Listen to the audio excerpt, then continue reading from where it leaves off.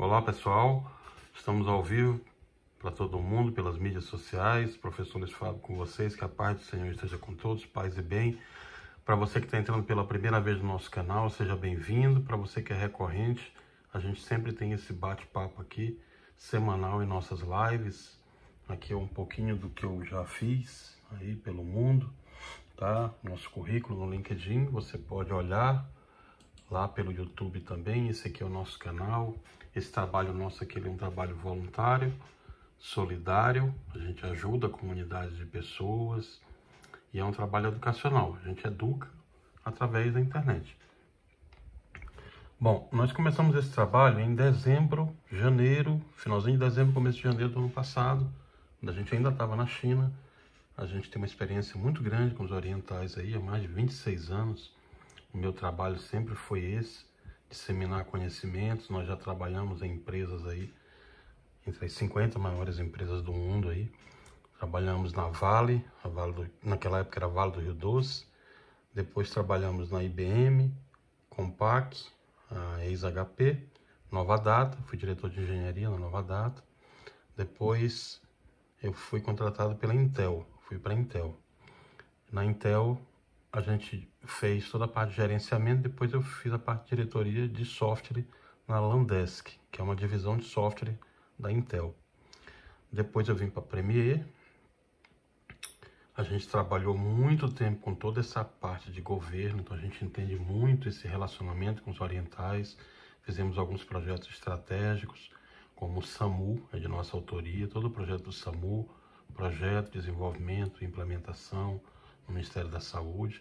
Fizemos o PNUD, fizemos Receita Federal, MEC, Ministério da Educação, FNDE, alguns grandes projetos, e entre eles o TSE também, que é a urna eletrônica, é um projeto nosso, em conjunto com outros engenheiros também, e entre outros projetos governamentais que a gente já trabalhou aí. E depois eu fui para a BYD, onde eu estou atualmente, onde a gente presta esse tipo de serviço com os chineses, tem sempre essa parceria. Na parte acadêmica, nós estudamos já muita coisa, como tem lá no currículo. Eu prefiro que vocês olhem lá, porque a gente já estudou bastante. Mas eu vou fazer um resumo, já fiz em outras lives. Basicamente, nós já estudamos aí a área de administração, tecnologia em processos gerenciais, pela Fundação Getúlio Vargas. Aí fizemos tecnologia em eletrônica e sistemas microprocessados, universidades federais. Depois engenharia eletrônica. Depois, aproveitando algumas cadeiras, fizemos ciências da computação. Depois fizemos direito, sou professor na área de direito. Nós temos mestrado e LLM na área de direito, sou membro da OAB, da Ordem dos Advogados do Brasil. Nós passamos ainda em 2001, em primeiro lugar.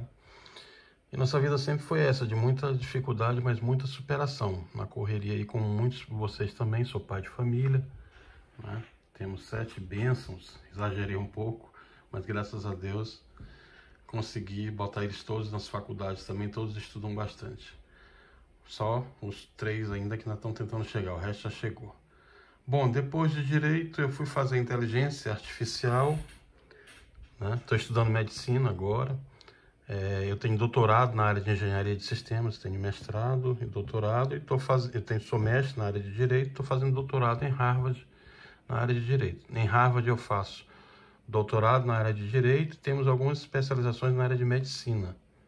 Tá? Vocês podem olhar lá no LinkedIn, nós somos da Harvard Medical School, temos alguns diplomas lá, e estamos estudando, né? Dessa parte de COVID a gente estuda desde dezembro, é uma parte nova para todo mundo. Ninguém sabe tudo, ninguém nasce sabendo. A gente também está aprendendo, como muitos outros pesquisadores científicos aqui no Brasil, como muitos outros cientistas. Bom, depois a gente foi estudar neurociência, fomos estudar redes neurais também, que é uma área de inteligência artificial. E no Japão e na China também aprendemos bastante. E na China a gente foi aprender mandarim, né? Isso aí... Tudo isso em 28 anos, então não foi da noite para o dia, não foi rápido, foi tudo muito demorado, mas graças a Deus a gente tem um pouquinho de conhecimento de cada área. Então, essa parte de administração, gestão, empreendedorismo, negócios, vendas, Isso aí tudo a gente aprendeu no começo. Depois a gente foi aprender toda a parte de engenharia. Então, todas essas cadeiras de engenharia, engenharia eletrônica, desenvolvimento de sistemas, inteligência artificial, a parte de engenharia de dados, que é o que a gente estuda mais hoje, que é a parte de modelagem de dados, gerenciamento de projetos, nós somos membros pelo Project Management Institute. Enfim, depois vocês dão uma olhadinha lá no LinkedIn, senão eu vou ficar falando muito aqui.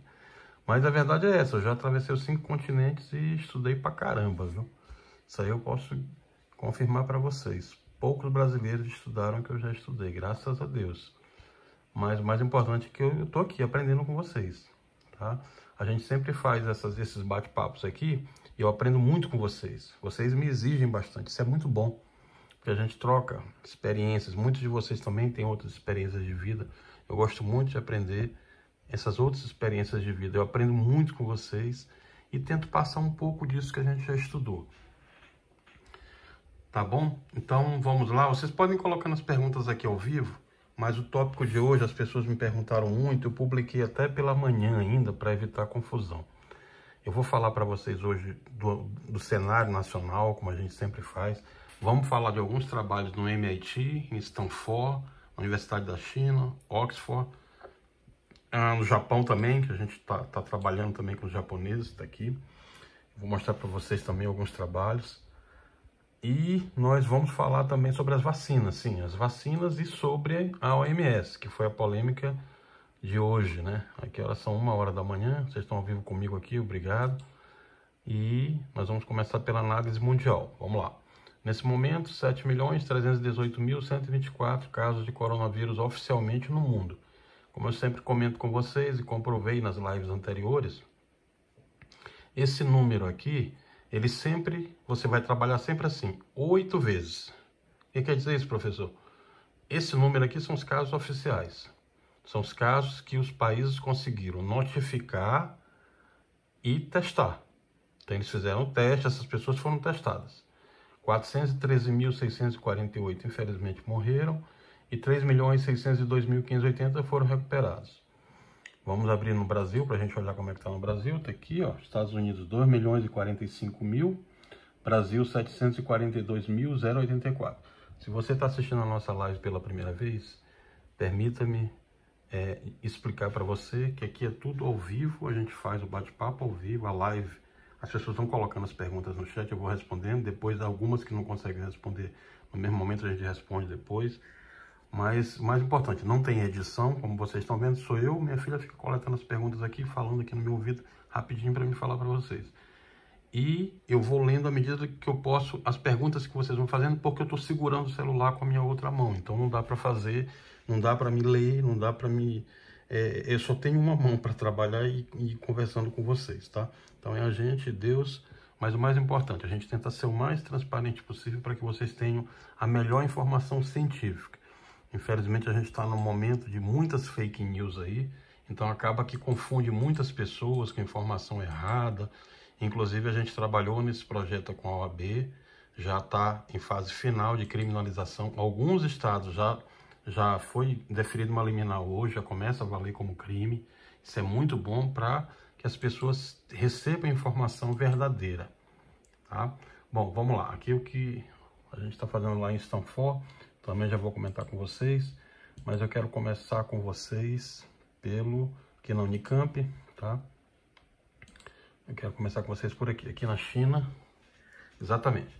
Bom, vamos lá. Apesar do documento estar em mandarim, mas eu vou tentar traduzir para vocês. Isso aqui foi exatamente a confusão de hoje, da OMS lá. Na verdade, para quem trabalha na área, para quem é da área, para quem está estudando isso aí há bastante tempo, a gente vive com isso aqui 24 horas por dia.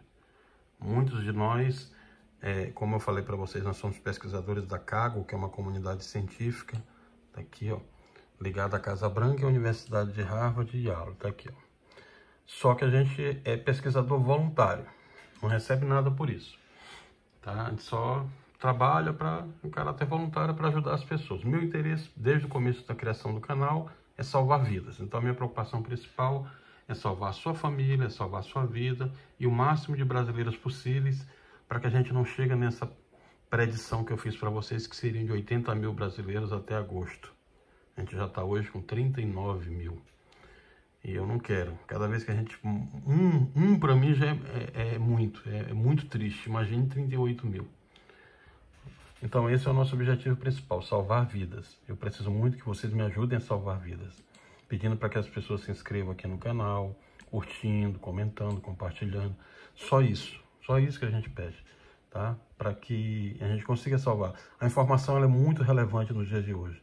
Muita gente que não tem informação padece, se contamina, vai contaminar mais gente, e aí começa o caos que vocês estão vendo aí. Então vamos lá. Com relação à confusão da OMS. A confusão, basicamente, ela surgiu, por quê? Porque as pessoas estão com o clima muito armadas. Elas estão com o clima muito ansiosas. A gente estuda isso tudo aí na parte de psicologia, na parte de neurociência, né? Em direito também, direito penal do inimigo, você estuda muito essa parte de psicologia forense. Enfim, o que a gente percebe? As pessoas estão muito ansiosas, né? Então a gente precisa acalmar um pouquinho. Isso vale para todo mundo, não só para os políticos que andam fazendo muita besteira aí, mas serve para todos. Então quando vocês lerem alguma informação, não tem que estar armado. Ninguém é dono da verdade. A gente lê aquilo e analisa. O que a ciência faz? O que a gente faz como cientista? O que os pesquisadores fazem? A gente que faz divulgação científica. O que é ciência para a gente? A ciência é o debate. A ciência é o conhecer. Você pesquisa, aprende, descobre, e aquilo que a ciência faz, ela produz uma coisa chamada o quê? Conhecimento. Então, quando eu começo a pesquisar, eu começo a descobrir, eu começo a aprender e começo a produzir conhecimento. Esse conhecimento que eu produzo, ele descaracteriza mitos. Não é isso? Então, o conhecimento, ele te faz descobrir a verdade. Ele descaracteriza aquilo que até então era um mito, que era uma inverdade, né? Então, é isso que o conhecimento faz. Então, a gente tem que ter um pouco mais de paciência e escutar primeiro o que as pessoas estão falando. O que a doutora falou hoje lá na OMS, ela não falou nada errado. Acontece que as pessoas estão tão sem analisar as coisas que já saíram a condenando sem necessidade. Deixa eu ver se eu me lembro da doutora Maria Van Kerkhove, isso, que lembrei agora, Kerkhove, esse nome é meio complicado. Vamos lá. Então, o que aconteceu? A Maria Van Kerkhove, ela ganhou muita atenção. E ela parece ter criado um pouco de confusão. Ela errou realmente porque o momento não era propício para falar aquilo que ela falou. Essa é a verdade. Mas o que acontece? Algumas pessoas hoje sequer leem e já saem vociferando conclusões aí. Como eu falei hoje. Deixa eu ver se eu acho aqui onde é que está o Facebook.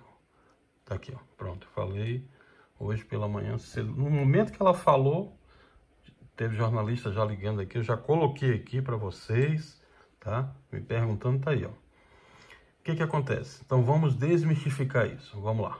Vou ler que fica mais fácil, né? Como expliquei agora há pouco ao vivo e respondendo diversas dúvidas na live, isso na live anterior, a transmissão da Covid-19 por pacientes assintomáticos da doença parece ser rara. A descontextualização resume-se em pacientes pré-sintomáticos, que é totalmente diferente de paciente assintomático. As interpretações errôneas chegaram ao ponto de perguntarem, anota aí filho, ó, perguntarem, eu errei bem aqui, ó, perguntarem coisas como: se eles forem assintomáticos, não transmitem. Então, todo esse tempo que ficamos em casa não serviu para nada? Olha a cabeça do ser humano, né? Para que serviu o isolamento? Podemos ir para a rua? Eu falei para vocês isso aqui, que aconteceu isso em 1918, com a gripe espanhola. Mostrei o livro para vocês, a gente debateu. O livro chama The Great Influenza. É um livro bem grosso. No americano, médico americano, esse médico participou ativamente lá, ele ainda era vivo e contou. Desculpa, não era mais vivo, ele pegou do outro médico que participou e contou. Mas o que ele conta no livro? Ele conta exatamente isso, essas mesmas coisas que a gente está vendo agora, essa lógica que eu falei para vocês na live passada, que eu chamo de lógica eugenista. O pessoal que é da medicina aí sabe o que é. Tá? Inclusive eu citei para vocês Essa lógica eugenista, o Francis Galton explica pra gente o que é.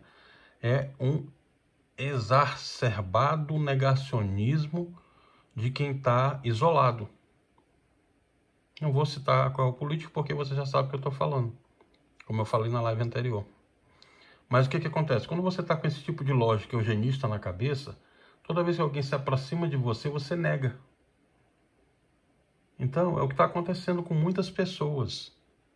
Então a gente tem que se desarmar para entender o que está acontecendo. Tá? Então, primeira coisa é isso, não repetir os erros que tiveram em 1918. Em 1918, a pandemia já estava começando a subir o pico do gráfico, antes do platô, que a gente chama. Né? Antes da descida do platô, que é a fixação ali no pico, começa a descer a rampa.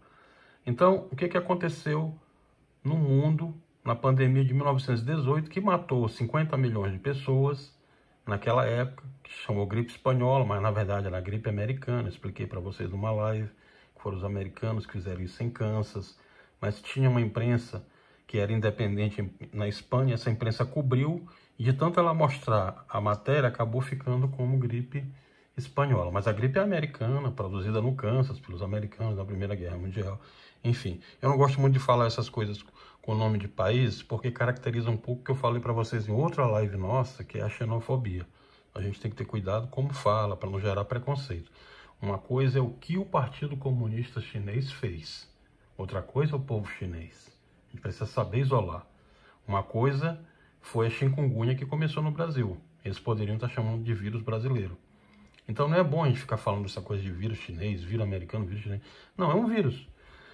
Eu mostrei um artigo científico para vocês que a gente publicou, um outro, inclusive, que foi publicado em Harvard, que deu muita polêmica, mas que eles receberam muito bem, que mostra que tudo isso que está acontecendo é culpa nossa. Não é só dos chineses. A culpa é do próprio homem. A culpa é do homem que não respeitou o aquecimento global. A culpa é do homem que vai para essas conferências e sai de lá do mesmo jeito que entrou, com líderes mundiais que não fazem absolutamente nada pelo mundo. E o mundo cada vez mais se aproxima. Os animais estão vindo para o centro, está vindo esse êxodo. E o que acontece? Todos esses patógenos começam a acontecer. Porque você está aproximando a natureza da cidade. Então é cada vez mais comum ter antavírus, rotavírus e vírus de outras espécies. Os chineses não estão trabalhando com isso agora. E tanto que o nome é SARS-CoV-2. O SARS-CoV-1 já era estudado na China e pelos orientais desde 2002. A gente não ouviu falar de SARS-CoV-2 agora. Se ouve falar de SARS-CoV-1 desde 2002. Eles já falam lá de MERS, o ebola na África, que está voltando agora, que é um outro perigo também, que a gente comentou, como a dengue é outro perigo também. Não tem só Covid-19. Tem as outras doenças que continuam acontecendo em paralelo. Tem a doença respiratória aguda aí, que está vindo, a síndrome respiratória aguda, que a gente vai já falar que também é um problema, principalmente do ponto de vista de engenharia de dados, de estatística. Eu já vou falar para vocês, eu fiz uma postagem hoje sobre isso. Então vamos lá, sobre a OMS. Calma que alguns entenderam tudo errado. É muito importante ressaltar que quando nos referimos aos assintomáticos, isso quer dizer pessoas que realmente não desenvolvem nenhum sintoma ao longo de toda a doença, é diferente do pré-sintomático. Uma pessoa assintomática é diferente de pessoas que são classificadas como pré-sintomáticas, ou seja, pessoas que ainda não possuem nenhum sintoma, mas que irão desenvolver sintomas. Aí é que está a grande diferença, pois os pré-sintomáticos possuem um importante papel na transmissão do vírus. A gente explica tudo aqui no canal para você, tá aí o link do canal. Nós já publicamos artigos que mostram uma carga viral alta, que ela já estaria presente nas vias respiratórias superiores, mesmo antes do aparecimento dos sintomas recém-hiposmia. O que é hiposmia, professor? Já falei para vocês. É um dos primeiros sintomas que tem da COVID, principalmente aqui no Brasil. Perda de paladar e perda de olfato. Só a COVID que faz isso? Não, mas principalmente ela, na maioria das vezes, é um dos primeiros sintomas. No segundo ou quarto dia você já sente a perda de paladar e olfato. Por isso que algumas pessoas que estavam colocando alho, outros colocavam chá de boldo, outras coisas, logo no começo, sem que ele tivesse entrado na via respiratória, às vezes conseguia expelir e não carregar o vírus para dentro da via respiratória. Só nessa fase. Depois disso você não pode usar, que não vai ter efeito nenhum. Ele já entrou para sua mucosa, não vai ter efeito. Nós respondemos mais de 400 perguntas na live anterior. É só você pegar a live anterior lá. Tem muitas perguntas dessas dúvidas que vocês fazem normalmente em grupos aí. Eu parei uma live inteira só para responder. Aqui também eu ainda vou responder outras para vocês hoje ainda. Mas tem muitas dúvidas dessas que estão lá, tá? O que pode, o que não pode, o que é recomendado. Sempre observando aquilo que a gente sempre fala. Você tem que procurar um médico especializado. Se você está numa cidade do interior, procurar o mais próximo para que ele possa lhe atender. Tem o atendimento por telemedicina também do Ministério da Saúde. Tem o protocolo de telemedicina que já está regulamentado. Nós conseguimos lá pela OAB. Foi um trabalho de mais de 3 anos, agora aceleraram, graças a Deus. Você já pode fazer protocolo de telemedicina. Tem sites de COVID aí do Ministério da Saúde que ele recomenda que você pode fazer por chat. Ficou bem mais fácil. Mas sempre com esse acompanhamento. Não vá tomar, não vai se automedicar, não vai ficar perguntando. Não, vai lá e faz assim, que esse é o procedimento correto. Então vamos lá. Esse outro artigo da Nature estimou que 44% das transmissões no estudo foram de casos pré-sintomáticos. Isso indica que pessoas sem sintomas, mas que ainda irão ter, são importantes transmissores sim, e não devemos duvidar disso. Mostramos aqui estudos de Harvard, Stanford, Yale, Oxford, universidades federais, China, Universidade da China, Unicamp, MIT, Hong Kong University na China, entre outros, comprovando cientificamente. Além disso, ainda existe uma parcela de pessoas infectadas que desenvolvem sintomas muito leves, podendo ser confundidas com assintomáticos. No entanto, esses também são potenciais transmissores. De acordo com uma meta-análise ainda não revisada, a proporção dos verdadeiramente assintomáticos é de apenas 16%. Ou seja, a grande maioria das pessoas com Covid-19 irá desenvolver algum sintoma, mesmo que leve, e poderá transmitir o vírus mesmo antes do aparecimento dos sintomas.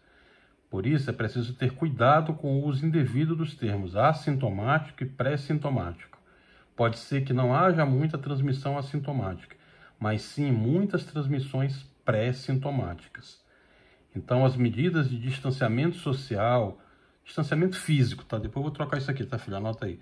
Esse negócio de distanciamento social tá feio. Distanciamento físico. Por quê? Porque o distanciamento social não é para ter. O distanciamento na internet, isso aí continua. A gente tem que evitar o distanciamento físico, mas o social pode continuar. E o uso de máscaras, viseiras ou protetores faciais. Isso aqui eu sempre coloco. Eu fiz aí um resumão para vocês. Tem um link aí embaixo.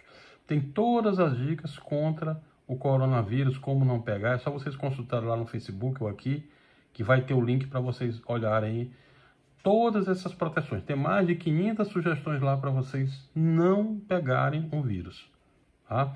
Mas a principal é essa daí, usar máscara, viseira ou protetor facial. Mesmo que você use óculos, é bom usar os dois, tá? São muito importantes para evitar a transmissão do vírus SARS-CoV-2 pelas pessoas que ainda não têm sintomas, ok? Aí eu coloquei os links aqui, trouxe para cá, vamos lá acessar um deles. Para a gente olhar. O primeiro é esse aqui, ó. É um estudo bem detalhado de pacientes assintomáticos com Covid-19. Ele mostra todo o potencial de transmissão sistemático e ele está em meta-análise, ok? Ou seja, ele está aguardando já a revisão final, mas está aqui, ó, ele bem completo. Eu gostei muito desse artigo, porque ele mostra no universo de pessoas, ó, a quantidade de pessoas que foram testadas. Aqui eles fizeram o teste tanto com o RT-PCR, ó, aqui, ó, a proporção que essas pessoas reagiram. É um trabalho muito bem feito, com uma estimativa de pacientes assintomáticos com Covid-19 e o seu potencial de transmissão. Ou seja, resumidamente, não tem nada que a OMS ainda não tenha falado. O que a doutora foi mal interpretada foi somente com relação a isso. Mas não tem nenhuma mudança. As pessoas já estavam colocando hoje, que já tinha reunião do presidente para abrir escola. Não é assim. Olha, medicina não é como engenharia, não é como direito. Medicina não é uma ciência exata. As pessoas têm que lembrar que medicina envolve vidas. Então você tem que estudar, descobrir, colocar em pares, como esse trabalho aqui, outros revisam, se discute novamente, se volta, verifica a reação humana, como é que vai ser, como está sendo com as vacinas. Isso aqui não é para estar sendo feito prescrição médica em rede de TV. Não é assim, principalmente porque quem nunca estudou nada. Não é assim, essas coisas são estudadas. Demora para você ter... Olha, nós estudamos isso aqui todo dia. Todo dia a gente está estudando. Todo dia tem coisa nova. Se você demorar 1 hora sem ler, você já ficou desatualizado. Então é muita coisa. E não é só de Harvard, do MIT, de Stanford, não. Os orientais inteiros, Japão, China, as Coreias, Singapura, a gente está estudando no mundo inteiro. Então demora. De repente chega uma novidade, você já reutiliza. Não é que eles estejam errados. A ciência é assim. Ciência é descoberta, teste, pesquisa, reaprende, aprende, volta, está errado, volta, aprende de novo. Isso é que é ciência. Não é uma coisa exata. Nós não entendemos nada ainda de Covid-19. A gente está estudando agora, tem 6 meses. Ninguém entende nada de Covid-19. Se eu encontrei um médico que sabia tudo de Covid-19, como? Se a gente está aprendendo todo dia. Então não tem, está todo mundo aprendendo. São muitas variáveis, com muitos parâmetros, em poucos ambientes de você fazer qualquer tipo de simulação, porque é vida. Uma simulação que você faz, você pode matar. A mesma história da hidroxicloroquina, a panaceia, que você já viram aí, a confusão danada. Tem que ter calma, essas coisas estão sendo estudadas, não tem nada errado. O artigo que foi despublicado lá, eu já expliquei para vocês na live anterior, pega a live anterior que eu faço uma abrangência de tudo isso daí, o que aconteceu. Então tem que ter calma, principalmente cautela. Esse é o momento onde as pessoas têm que ter muita sabedoria. Eu sempre digo para vocês, o que é ciência? Ciência é paciência, né? Como a gente sempre fala. Então tem que ter muita paciência. Ciência é inteligência, tem que pensar, né? Então temos que ter mais calma e principalmente não sair já, ler os artigos. Tá aqui o artigo inteirinho, você baixa em PDF e vai ler, são 86 páginas. É assim que a gente estuda. Então você não conclui antes de estudar, tá? Eu trouxe algumas coisas que vocês me pediram. Isso aqui é a parte de neurociência que eu fiquei de mostrar para vocês. Eu trouxe aqui, a gente vai mostrar para vocês bem rapidinho aqui. Mas o que acontece? Qual que é o objetivo disso aqui, professor? É mostrar para vocês que a Covid-19 nunca foi uma gripezinha. A Covid-19 é uma doença multissistêmica. Ela atinge seus rins, ela atinge seu lado psicológico, neurológico, digestivo, cardiológico, além do sistema respiratório. E mais, a gente tem pego crianças com doença de Kawasaki, a criança toda manchada, síndrome de Guillain-Barré, tudo isso a Covid está provocando, então ela é muito perigosa. Bom, aqui eu fiquei de trazer para vocês a calculadora de pressão hospitalar, que calcula o pico. Falei para vocês que o pico seria até o dia 13 de julho, tá aqui, ó, como é que a gente calcula? Com modelagem de dados, com inteligência artificial. É achismo, professor? Não, não tem achismo. Em medicina, engenharia, em direito, não tem achismo. Medicina é objetiva. Então isso aqui a gente envolve inteligência artificial, engenharia de dados, direito, estatística, estamos envolvendo gráfico de dispersão e calculadora de pressão hospitalar. Não é só a medicina que calcula isso, são todas essas áreas envolvidas. Por isso que poucas pessoas sabem calcular. Eles preferem chutar, falar um monte de coisa. Tem gente que falou que o pico seria em abril, depois em maio, depois em junho. Tá aqui, eu estou mostrando para vocês como que a gente calcula cientificamente. Aqui não tem achismo, não tem partido, não tem ideologia, não, é ciência. O pico vai ser a partir do dia 13 de julho, tá aqui. A gente vai estar com 91,56% de leitos já preenchidos e com muitos casos. O senhor mostra para mim o número de capacidade hospitalar e leite clínico hoje. Vamos lá. Aqui, ó. Capacidade hospitalar, 56.695. Nesse momento, a gente tem 74% ocupado. Só tem 14.924 leitos disponíveis. E leitos clínicos aqui também. Professor, isso aqui é certeza que vai acontecer? Não. Por que não? Porque nós utilizamos a inteligência artificial e engenharia de dados diversos parâmetros que estão sendo variados. Depende da quantidade de kit de teste. Depende da quantidade de pessoas que estão cumprindo ou não o isolamento, mesmo que seja o lockdown seletivo, como eu falei para vocês que era a melhor opção, com aquela matriz lá preenchida. Ou seja, algumas cidades que têm muitos casos, tem que fazer um isolamento maior. Tem menos casos, pode fazer um pouco.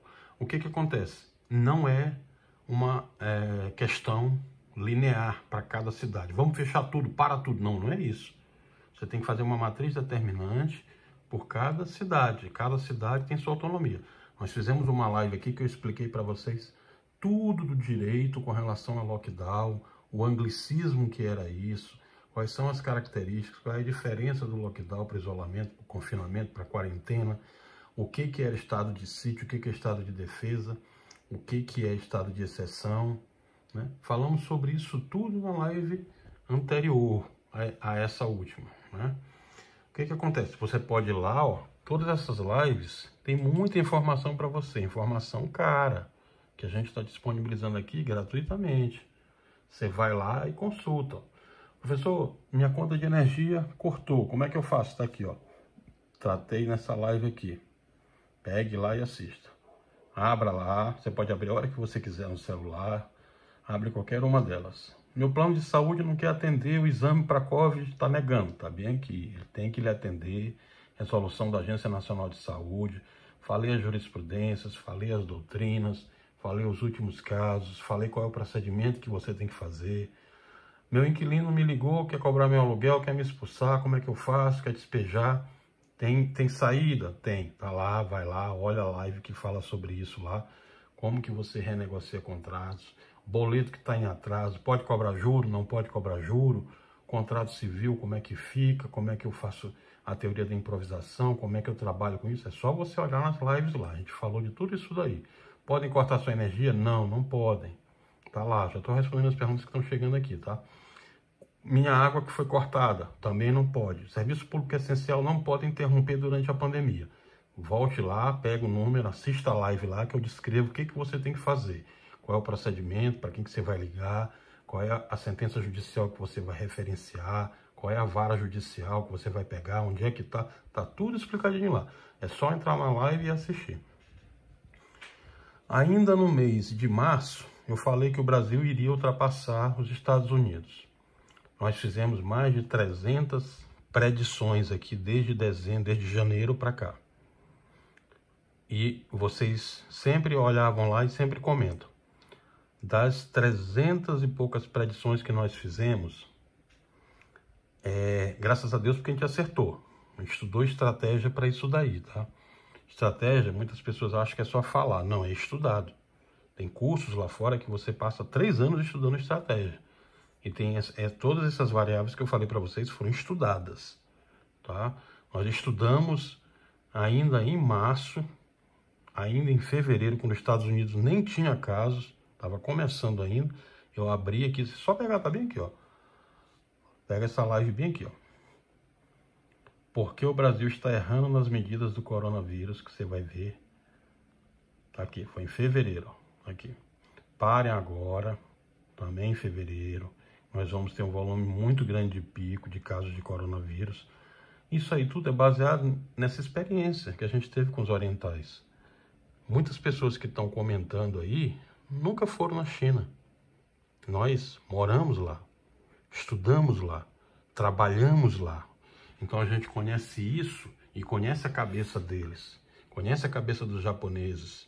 Conhece a cabeça dos taiwaneses. Taiwan é o maior exemplo hoje, além da Nova Zelândia. Taiwan não tem mais nenhum caso de coronavírus, como a Nova Zelândia também não tem. Por quê? Porque eles fizeram tudo que está aqui. Se você pegar desde a primeira live que eu fiz, todas as sugestões que nós fizemos, projeto de engenharia, planejamento de projeto no padrão PMI, do Project Manager Instituto Americano, fiz todo o project, botei aí nas lives para vocês, expliquei o que a gente tinha que fazer. Se nós tivéssemos feito isso, nós não estaríamos passando o que estamos passando agora. O problema é que no Brasil se ouvem muitos políticos, muito poucos especialistas e muito menos ainda os professores. E aí, o que acontece é o que a gente vê. Técnico de futebol no Brasil é chamado de professor. E professor nunca é chamado de professor, é chamado de técnico, né? Então, olha como os valores estão todos invertidos. No Japão, na China, em Taiwan, na Coreia do Sul, professor é respeitado, é valorizado. Outros já estão perguntando aqui, professor, por que a China só teve 84 mil casos? Eles estão mascarando os números? Não, não estão. Se você pegar desde a minha primeira live aqui, eu falava isso para vocês. Muita gente que não conhece os chineses acham que eles... Primeiro falaram um monte de besteira, que tinha sido... Os americanos vivem falando aí, que é aquela teoria conspiratória, que eles criaram uma arma de guerra, não sei o quê.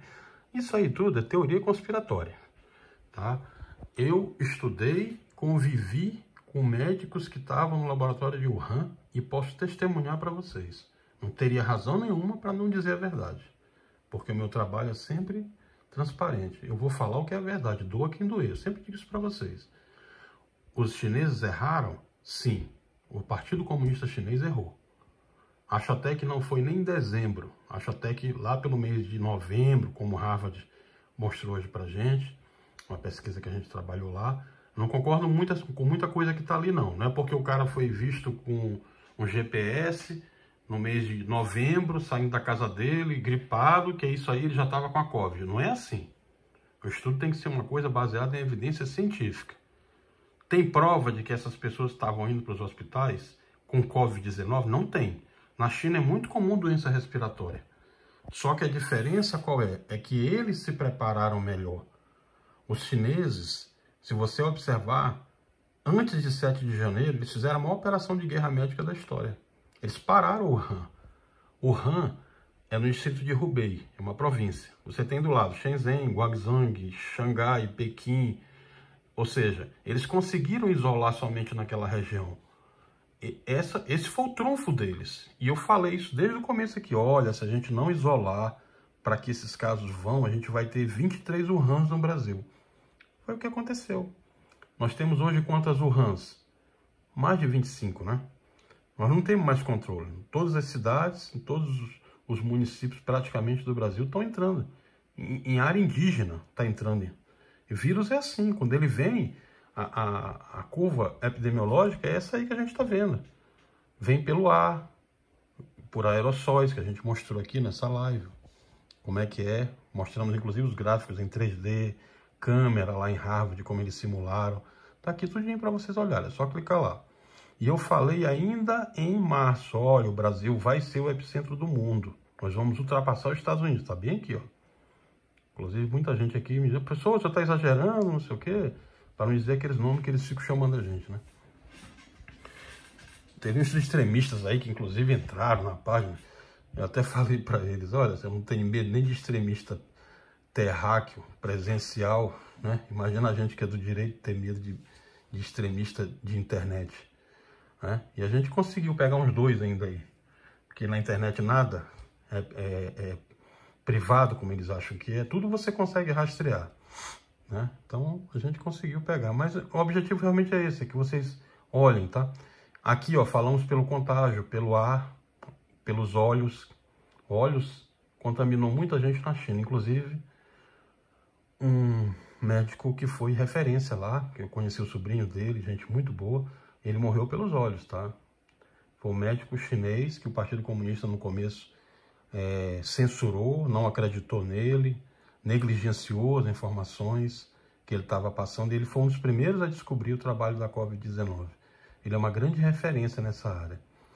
E lá na China ele foi tão referência que eles querem fazer um feriado só para ele. Dr. Li Xuan. Tá? Bom, aí depois comentamos sobre essa parte de politização no Brasil, que essa politização é completamente imbecil, desnecessária. Nós deveríamos estar todos unidos para atacar o vírus e não o contrário. Tá? Bom, aí falamos sobre as penalidades, para quem já contaminado contamina os outros, penalidades legais, tipificações penais, está aqui as jurisprudências, doutrinas, tudo relacionado ao tema, e falamos sobre as vacinas, o começo das vacinas.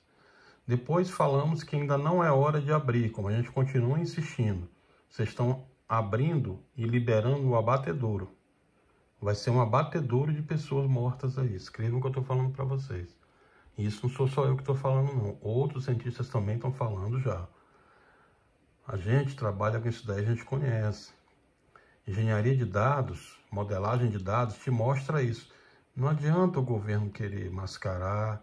Nós entramos, toda vez que eles tentam mascarar, a gente tem que entrar com uma ação. Dá um trabalho danado pra gente, como a gente fez antes de ontem, para conseguir que vocês tivessem novamente os números da OMS, os números do Ministério da Saúde, publicados em aderência ao protocolo mundial. Fomos lá no STF, conseguimos eliminar, tá aí, ó. Saiu hoje, o ministro Alexandre de Moraes despachou, o Ministério da Saúde já recebeu hoje, já está publicando no formato antigo novamente. Para quê? Só para a gente ter o trabalho de fazer isso? Era só ter deixado como estava, não adianta querer esconder.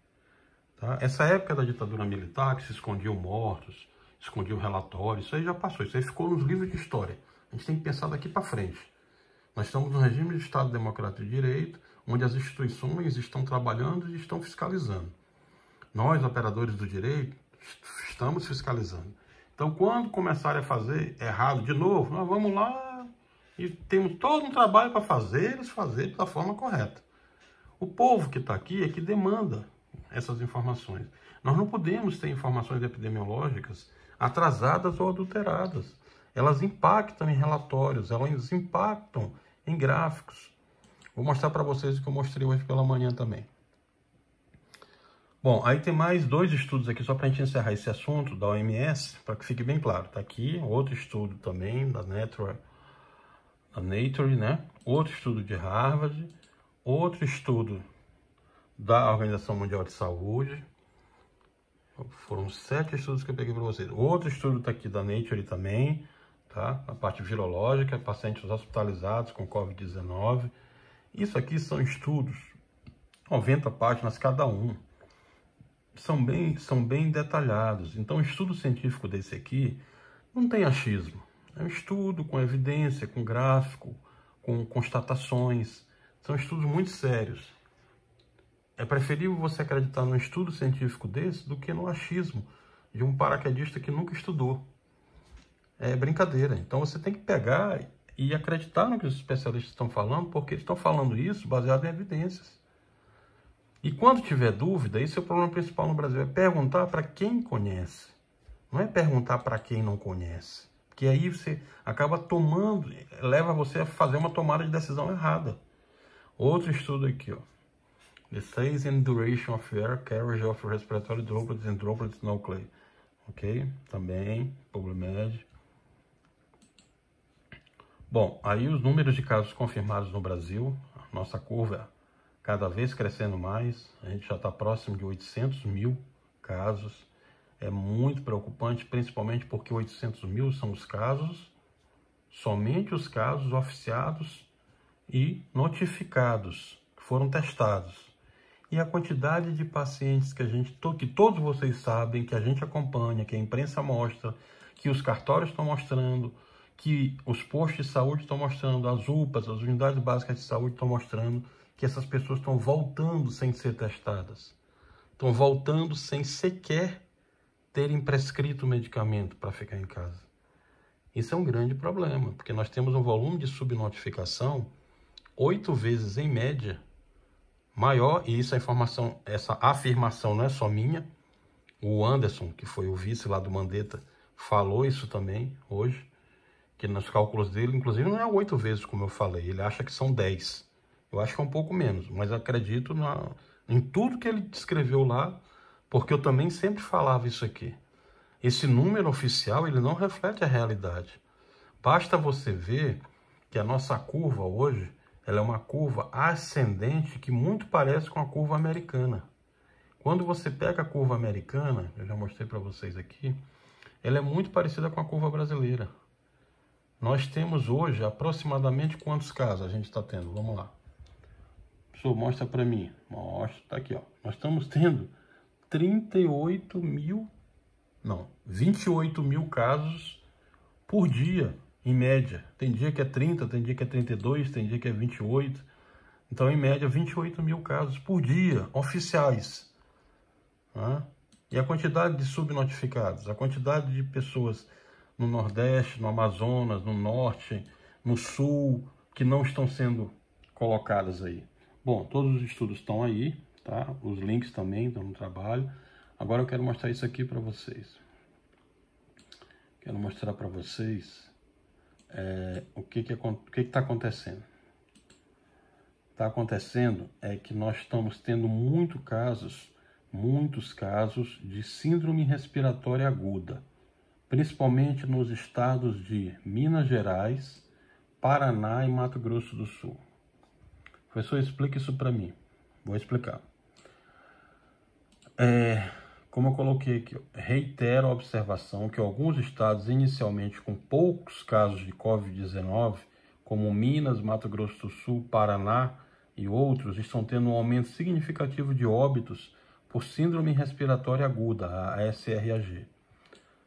Detalhe, a SRAG, ela chegou, cresceu como a Covid-19, é infecciosa e mata como a Covid-19, só não é tipificada e é mais comum onde não se testa a Covid-19. Entendedores entenderam o que eu falei. Está aqui o gráfico dela. Ó. Mortes atribuídas à síndrome respiratória aguda para cada uma de Covid por capitais. Quando você pega, ó, você vê aí que Campo Grande, Curitiba, Belo Horizonte, Cuiabá e Porto Alegre são os maiores casos de SRAG. O que eu quero dizer para vocês? Eu quero comparar com esse outro gráfico aqui que eu acabei de pegar, aqui na nossa pessoal da FGV aqui, a gente numa live aqui, acabei de pegar, saiu agora. Vamos lá. O que eu quero dizer para vocês? Esse aqui é o número do total de mortes acumuladas no Brasil. Então, se você verificar, os estados de Espírito Santo, Maranhão, Pernambuco, Ceará, São Paulo, Rio, Pará, Amazonas e Bahia são os estados com maior volume de mortos por Covid-19. Bom, se você pegar aquele outro gráfico lá, você vai concluir o quê? Do SRAG, tá bem aqui. Quando você compara os dois gráficos, o que você conclui? Que essas mortes que estão sendo atribuídas à síndrome respiratória aguda, de duas uma. Ou não foram testados para Covid, que é muito comum acontecer, não tinha teste, catalogaram como síndrome respiratória aguda. Ou elas estão sendo colocadas para não caracterizar que são de Covid-19, o que é um crime. Então aí tem que ser investigado. Por que esses estados estão tendo poucos casos de Covid-19 e muitos casos de síndrome respiratória? E aí é aquilo que a gente sempre fala, não adianta fazer isso que não resolve. O que resolve é você encarar uma pandemia com planejamento, com gestão, com engenharia, com medicina, com engenharia de dados, com esses relatórios, enfim, para que você possa efetivamente resolver o problema. Tá? É assim que vai se resolver o problema, não é escondendo, não é mascarando, isso aí não resolve nada. Porque a tendência é só aumentar. Inclusive eu falei para vocês na live anterior, aquele outro estudo que nós mostramos, essa tendência agora é só aumentar. Se a gente não tiver uma ação muito efetiva aí de trabalhar com esses testes e principalmente acabar com essa noção de que as pessoas têm que ir para a rua, como eles estão fazendo agora, está completamente errado. Nós não temos a mínima possibilidade de reabrir nada, nem comércio, nem escola, nada nesse momento. Nós estamos muito próximos de atingir o pico da pandemia. O que isso quer dizer, professor? Quero dizer para vocês isso aqui, ó. Quem for sair, ó, o Covid vai pegar. O Covid não, que o Covid está errado. A Covid. Né? O vírus SARS-CoV-2. A doença Covid-19. Do grupo do coronavírus. Então, não adianta querer liberar essas pessoas para comércio, isso aí vai ser um abatedouro, vai morrer muito mais pessoas. Inclusive, no estudo que a gente mostrou na live anterior, eu falei para vocês que esse número, tá aqui, Universidade da China, esse número que a gente está vendo hoje de 1.200 casos no Brasil, de mortos diariamente já é um número trágico. São 8 Boeings caindo na cabeça da gente todo dia. É metade da tragédia do 11 de setembro que parou o mundo, né, há uma década atrás. Imagine esse número aumentando, pois a previsão que nós temos é que esse número pode chegar, inclusive, a 3.000 mortos por dia. Por quê? Porque não se cumpriu o isolamento quando nós dissemos. E o governo tem muita culpa disso porque liberou as pessoas. Ah, uma outra coisa que o pessoal está perguntando aqui, que eu vou aproveitar para responder logo. Me dá aqui, filho. Falou agora do STF, né? Bom, vamos lá. O pessoal está perguntando o seguinte, é uma pergunta que fizeram muito, tá? As 4 fizeram a mesma pergunta. Professor, a responsabilidade não é dos estados, dos municípios, com relação à Covid-19? É errado. É errado o que o presidente anda falando para vocês. Pode mostrar, inclusive, para ele ouvir, tá? Covid-19, a decisão de sentença judicial do STF é muito clara. A União, vírgula, os estados, vírgula, os municípios terão a obrigação de conter e tomar medidas sanitárias contra a doença Covid-19. Portanto, não é só os estados e os municípios. A União é o governo federal, é o presidente. Todos os 3 juntos têm a obrigação de conter a Covid-19. Além da obrigação de conter, tem a obrigação de não incentivar com medidas como a gente tem visto ultimamente. Você não pode estar incentivando essas pessoas subindo em carro, comendo cachorro-quente, abraçando, que é isso, a gente está no meio de uma pandemia. Então, ele está errando com relação a isso. Como alguns governadores também, se fizerem, vão errar do mesmo jeito. Aqui a gente não defende ninguém, a gente defende a ciência. Não tem partido político aqui, não. Se defende aqui o quê? A ciência, a verdade e o Estado Democrático de Direito. Cada um tem que arcar dentro do Estado Democrático de Direito com a sua funcionalidade que está lá muito bem determinada. Nós temos um sistema constitucional de pesos e contrapesos. Falamos isso na live passada. Sabiam que, quando a gente abordou que a democracia nossa ainda é o melhor sistema, o problema não é nosso sistema democrático. O problema é quem as pessoas estão elegendo para colocar lá. Aí, não é o sistema democrático o culpado. O culpado é quem vota errado. O sistema democrático nosso ele é muito bem feito. Nós temos o Ministério Público atuante, a OAB atuante, o STF atuante, o TSE do outro lado fiscalizando, o STJ do outro lado. Ele é muito bem feito no sistema de Estado Democrático de Direito, com freios e contrapesos, com procuradores investigando, controlando, com o executivo, o legislativo e o judiciário funcionando. Se tem algum erro, e a gente sabe que tem, são os nomes que se colocam lá, não é o sistema. O sistema está muito bem definido. Nós é que não estamos sabendo votar corretamente, mas o sistema não tem culpa disso. Vamos lá. Fiquei de trazer para vocês a parte dos exames que estão sendo feitos com relação à vacina. Tá? Vou falar para vocês da vacina. Falei na live anterior um pouco, vou falar mais detalhadamente já. Vamos lá. A parte de neurociência, que alguns estão perguntando aqui também, tá aqui. Hoje não vai dar tempo de falar muito, que a gente está com muito conteúdo, tá? Me perguntaram também sobre os ventiladores que a gente usou em Harvard, o projeto lá de Harvard, tá aqui, Nós fizemos 2 projetos em Harvard, tá? Um de ventilador mecânico, que a ideia é fornecer esse ventilador, esse respirador mecânico, que em inglês a gente chama de ventilador mecânico, para os hospitais públicos, para ajudar, tá? Então tá aqui. E o outro é um sistema com o Apple Watch, fazendo a parametrização de batimentos cardíacos para que você não tenha que usar o oxímetro. Isso ainda está em fase muito embrionária, a gente está fazendo com a Universidade de Stanford, é um projeto de longa duração, coleta informações, então vai demorar um pouquinho ainda. Mas já foi startado, a ideia é não usar o oxímetro, usar o próprio Apple Watch para fazer isso, utilizando esse padrão de arritmia, tá? É todo um procedimento aí. Bom, aí o que a hipoxemia causa, né? Isso é o que o COVID faz, a COVID faz no seu pulmão, tá? Para vocês terem uma ideia, a parte mecânica aí já é o respirador mecânico, como que usa, os gráficos, né? E aí já é o platô que a gente chama, tá? Pressão nas alvéolos, ok? Bom, aí como que fica?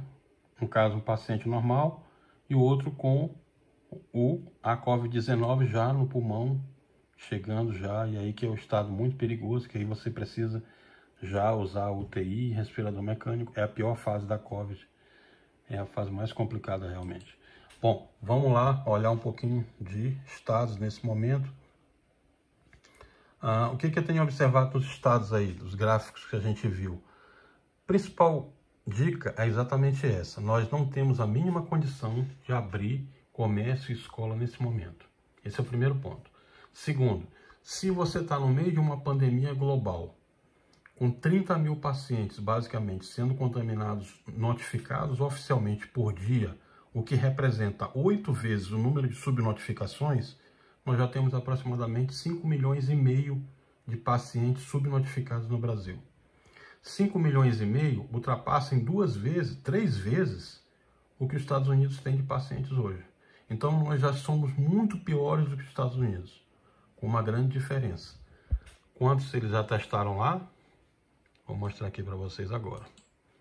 Se você somar, só os Estados Unidos já testou 22 milhões. Nós testamos quanto? 999 mil. Ou seja, eles já testaram 22 vezes mais do que a gente. Então, olha como a situação está muito grave. Nós não temos kits de teste para todo mundo, já deveríamos ter acelerado esses kits de testes para testar a maior quantidade possível. Nós já estamos próximo de 800 mil, só testamos 1 milhão até agora. Os americanos já testaram 22 milhões e 140 mil, com 2 milhões e 45. Ou seja, a nossa situação está muito complicada. Sem falar que a tendência é cada vez piorar, porque nós não temos localidade onde não tem sequer saneamento. Eu falei isso tudo para vocês em fevereiro ainda, que iria chegar nesse ponto.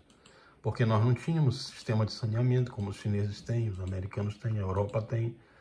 Nós temos outros problemas, né? Problemas que se juntam a isso, problemas sociais. Como é que você vai falar em isolamento numa favela que o cara mora 8 no mesmo quarto?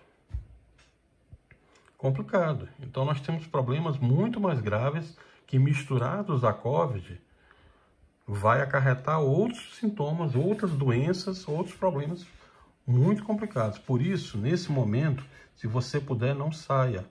Se tiver que sair, use máscara, use a viseira, vá rapidinho, use o protocolo de segurança que está aqui no site que a gente já fez para você. Usa o protocolo quando chegar, usa o protocolo quando sair. Isso é o principal. Aqui um outro estudo chinês também que foi feito, baseado nisso que vocês perguntaram. Como é que os chineses fizeram esses testes nesse período lá em Wuhan? Tá aí, ó, detalhado. E principalmente, lembrar disso, a COVID-19 não é uma gripe, não é uma gripezinha, ela é uma doença multissistêmica. Ela vai alterar o seu sistema neurológico, seu sistema cardiológico, renal, respiratório, digestivo, está causando síndromes. Muitas pessoas que foram, entre aspas, curados, porque não tem cura, a gente ainda não descobriu a cura até o momento, eu vou falar na vacina já já para vocês, mas tudo isso não é solução. É isso que as pessoas não entenderam. Professor, como vai funcionar as vacinas? A vacina é um período embrionário. Nós ainda temos 6 meses para isso. Isso ainda vai ser testado nas pessoas, já está vindo para o Brasil. A gente está trabalhando com uma equipe aí que está participando. Daqui a 2 meses chegam os primeiros lotes aqui, já vão ser testadas. Tanto a vacina chinesa, como a vacina de Oxford, como a da Pfizer, que também está em estudo, em fase final. O mundo inteiro quer essas vacinas. São bilhões de doses que vão ser produzidas. Tem mutação, tem a reação alérgica, vai funcionar em alguns pacientes, em outros não vai. Tem imunogenosidade que vai ser verificada. Cada pessoa reage de uma forma diferente. Nem todo mundo vai ficar imune depois que tomar a vacina. Isso aí tudo faz parte do procedimento epidemiológico. Então a vacina ela ainda não é a solução. A única solução que nós temos é você manter o isolamento, proteger sua família, se isolar do contato físico, se isolar quando estiver saindo, usar máscara, viseira, porque a transmissão é pelos olhos, é pela boca, é pelo nariz. Inclusive o pessoal está perguntando aqui com relação ao ouvido. Eles ouviram falar que o ouvido só se você tiver algum tímpano perfurado para ele entrar, porque ele tem que entrar na mucosa. Se você tiver com o ouvido normal, não tem como ele entrar. Agora, se seu tímpano não tiver perfurado, aí é outra história. Mas, a princípio, numa situação normal, não teria como ele entrar. Só pelos olhos, pela boca e pelo nariz. Por isso que a gente sempre reitera, utilizar todos esses sistemas, além dos costumes básicos que vocês já fazem aí. Você sabe o que você tem que fazer, né? A higiene toda que tem que fazer, lavar a mão, aquilo tudo que você já conhece. Passo a passo. Ok, pessoal? Vamos começar a responder as perguntas de vocês agora e vamos explicar as vacinas, tá? Principalmente a vacina chinesa, que foi a vacina que a gente trabalhou com os chineses e que é a vacina que está no estágio mais avançado, é a de Oxford e a vacina chinesa, que já teve a melhor reação no número inicial de pessoas. A reação alérgica da vacina chinesa foi muito bom resultado. Eu acredito mais nela do que na vacina de Oxford e na vacina americana, na Pfizer.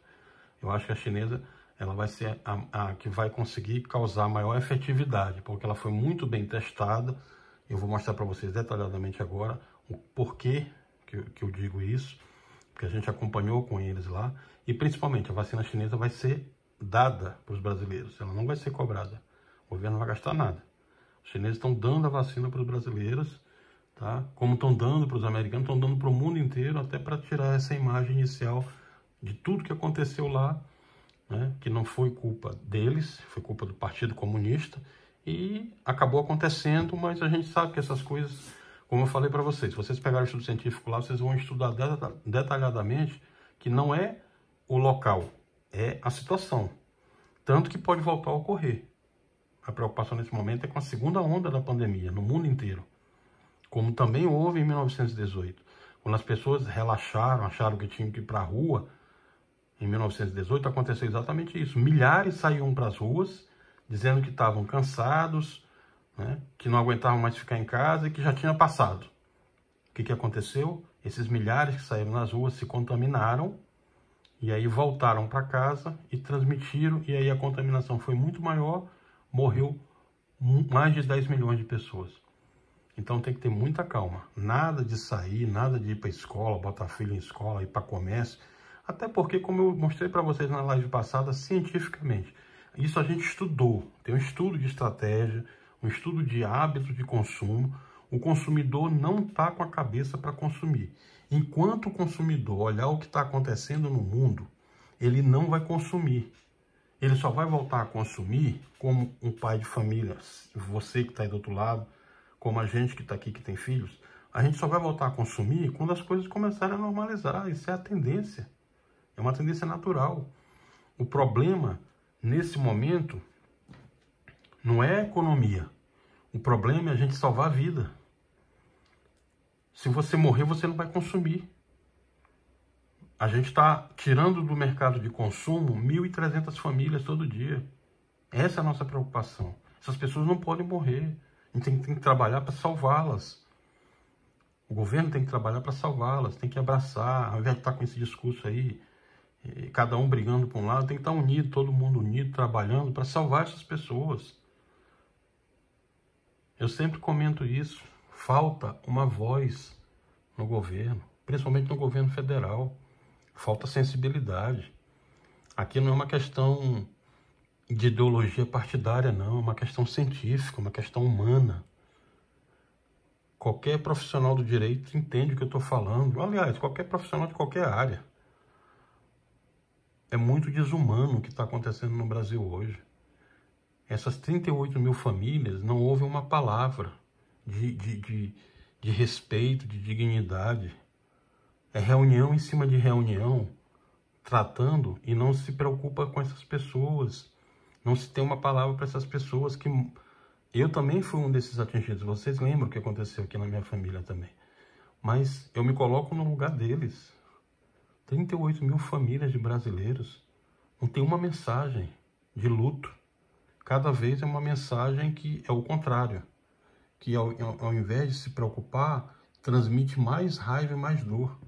E nesse momento a gente tem que transmitir o respeito e a dignidade dessas pessoas. Tem pessoas, inclusive, aqui, muitos deles, que frequentam o nosso canal aqui, todo dia colocam mensagens aqui. E eu sempre falo, tá errado, porque é uma questão humana. Nós temos a obrigação de ter respeito e dignidade e transmitir o que for de mais coerente possível. Porque pior do que já fizeram com elas, com esse tratamento todo que foi feito, o único culpado nisso aí a gente sabe quem foi. Foi o próprio governo que não se planejou. E já se sabia em 7 de janeiro o que seria. Então, o culpado não são as pessoas que estão morrendo que são culpadas. E a gente ainda pode salvar muitas vidas. Então vamos trabalhar nisso. Me ajudem, tá? Já está chegando o nosso horário. As outras perguntas eu não consigo responder devido ao horário, mas na próxima live eu prometo responder para vocês. Muito obrigado mais uma vez. Eu tenho certeza que sempre que a gente faz uma live, você sai sabendo mais do que entrou. Eu também saio com as perguntas de vocês, com as observações. Aqui é um debate, ninguém tem a verdade absoluta, tá? A gente não tem esse tipo de sentimento, a gente está aqui para aprender. Todo mundo está aprendendo junto. E eu aprendo muito com vocês, tá bom? Muito obrigado mais uma vez. Se inscrevam no canal, compartilhem, peçam para os outros vídeos para que a gente possa salvar vidas nesse momento tão importante e tão solidário. Muito obrigado mais uma vez. Paz e bem. E fiquem com Deus. Na próxima live eu vou continuar falando das novas vacinas, além do que nós falamos hoje, para estar mostrando mais opções para vocês. E vamos estar aprofundando mais o assunto para que vocês efetivamente acompanhem, para que a gente possa saber como que está o cenário internacionalmente e aqui no Brasil também. Tudo de bom. Fiquem com Deus.